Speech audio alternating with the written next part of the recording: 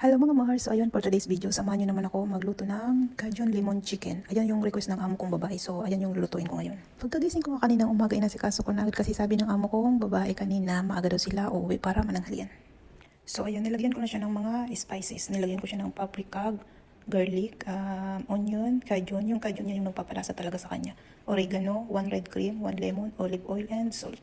Kasi mamarinate ko pa yan ng 1 oras. Habang ginagawa ko nga yan, dumating yung isa kong kasama dito sa bahay kasi magagawa siya ng pagkain ng alaga niya. Sabi niya, wag daw siya isama sa video dahil baka daw mag-viral siya. Tatlo na nga pala kayo magkakasama dito sa isang bahay, pero dati dalawa lang kami. Pero nung lumipat na kami dito sa malaking bahay, nag-decide yung amo naming lalaki na kumuha pa ng isa para sa pag-alaga ng bata.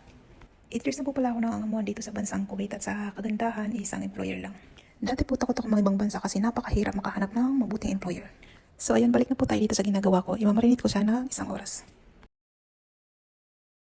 Pagkatapos ko nga pala i-marinate, prinot ko muna para medyo mag-light brown siya at mawala yung langsa ng manok.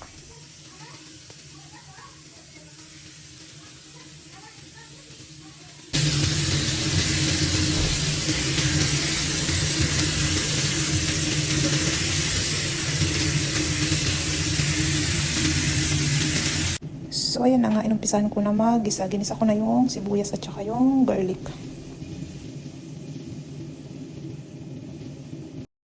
Pagkatapos ko gisahin yung bawang at sibuyas, sinunod ko na yung red cream. 1 cream lang yung kailangan kasi konti lang naman na manok yung lulutuin ko. At nilagyan ko naman dyan ng 1 teaspoon paprika and 1 teaspoon chili powder.